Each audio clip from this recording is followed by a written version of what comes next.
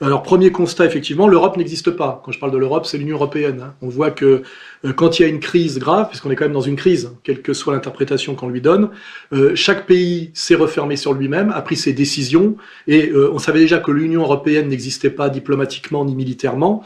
Elle n'existe pas non plus sur le plan, je dirais, civique, hein.